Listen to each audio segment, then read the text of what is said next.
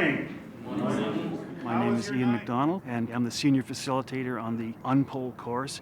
I love helping people achieve goals to move on in their professional and personal careers. It's a very powerful experience.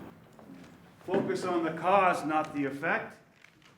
And if you fail to plan, you plan to fail. Exactly. Capacity building, I guess, for me is bridging the gap. You identify a situation or a series of situations that can be improved upon to meet a certain standard. And that's something we're doing here in Rwanda.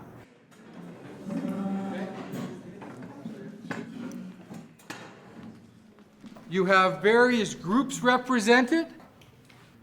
You have various people that are going to talk. And eventually this might get very, very chaotic. All my years in policing, it gave me the knowledge, skills, and ability. Now it's my time to give back. And with that, I'm here in Africa specifically, based on the facilitation of what I did in Sudan, to hopefully give people the knowledge, skills, and ability to be able to capacity build and do this on their own. You people, don't say anything. See, it's a long time when we are suffering. No. Ladies and gentlemen, please sit down. Please sit down. No. That's how a mediator doesn't do it. Okay? A mediator doesn't lose his temper and does not begin to shout. One of the lessons we focus on throughout the course is community-based policing. Part of that, of course, is mediating between two partners. That's one of the main jobs that our UNPOL officers have found they've been tasked with. You're going to be doing this. You are going to be doing this. You are going to be in this position. How do you restore some level of control? What we're facilitating the learners to do is to go into mission and to mentor the local police authorities as well as other UNPOLs in sustainable means of social justice and stability. Sustainable. Same thing with having indigenous facilitators. You are providing whatever police services, Rwandans, Ugandans, Zambians, with a sustainable core of potential and future trainers. Mr. Age just recently acquired that land. How is he going to get to the land? The Pearson Peacekeeping Centre currently has a work plan of various things that we've proposed to the Rwanda National Police through our partnership. And one of the activities that we've identified as a need for the Rwanda police is a pre-deployment course for police officers who are about to go off into a United Nations mission. The minute you can show a shared interest, you see that the positions go away like that. Currently, we have 221 police officers in different missions. The relation we have with the Pearson Peacekeeping Centre is very, very important. They have been doing it since, I think, 2007. Currently, we have a 60 participants training, and participants are appreciating to what they are getting from Pearson Peacekeeping Centre, and they are also ready for deployment. On the side of that, we also have a documentation center that the Pearson Peacekeeping Centre has undertaken with the Rwanda National Police. Essentially, it is a room where we've purchased computers, printer scanner, and all kinds of reading materials specifically for police officers who are going to be deployed into peace operations.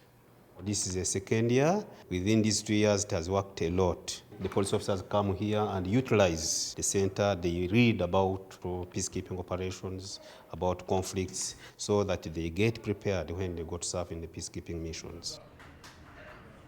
So it's good to establish a post looking at the female issues. We are mentoring them. We are not teaching them. We help them to have confidence in themselves in whatever they are doing, because most of the things they already know. It's just the brush up to be able to know how to apply it, where and when and how. How would you create the local community to be gender sensitive? Usually the best way of learning is by participation. That's why the activity-based learning is where you yourself as a participant, you come over there and apply it in different roles, whether it is role playing, whether it is skits, whether it is a discussion, so that you are part and parcel of what is going on. Now today we are going to see gender mainstreaming who can tell me mainstreaming. These are all experienced police officers. They have lots of information. It's not just the facilitators that do the teaching.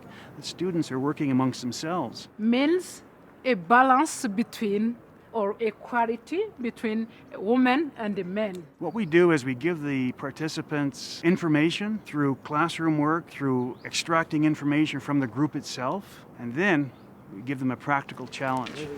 Okay, 4 lines. Team 1, Team 2, Team 3, Team 4.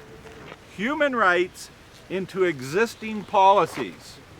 Where are you going? Reform. Is it reform? Okay, off you go. What do you think? You're good? Restructure, rebuild, and reform. It's a very powerful learning exercise, and those are important things to do in a state which has had a failure of its legal system or its legal process. And we're teaching the candidates to do that so that when they go into mission, they can act as mentors to the local police officers. Mentoring and advising local police. You are advising local police to change their way of work. Okay. So they have to be near the reform. Yeah. Excellent. For the sake of maybe where they are going to Darfur, they are still on the 2 R's, which is reform and restructuring. The building hasn't come in because all the ceasefire agreements have not yet been done. Yes. So they haven't moved to that step. Mr. Emmanuel makes a very good point. Your mandate is so important. That's your rules of engagement when you're there. We do contribute to different peacekeeping operations because we don't want people to experience the hard times we passed through. Some missions are dangerous and sometimes our police officers lose their lives. But since we decided to go and assist, we have to continue working. Women police officers, the pride of Rwanda. Yeah, that's good. This is how we learn as a group. Everybody participates. When you finish the relationship with your mentee, you leave on a positive relationship. It's a very strong preparation for them, and it allows them to do their job better to the credit of the United Nations and, of course, to their home country and take its place in the international community. The course was so successful. I think it will help me a lot once I go to the mission. We've learned about human rights, even training skills, how you mentor others, how you counsel them. We work as a group here, so we share ideas to be able to perform in the mission. We have learned so much. It seems like we are already on the field.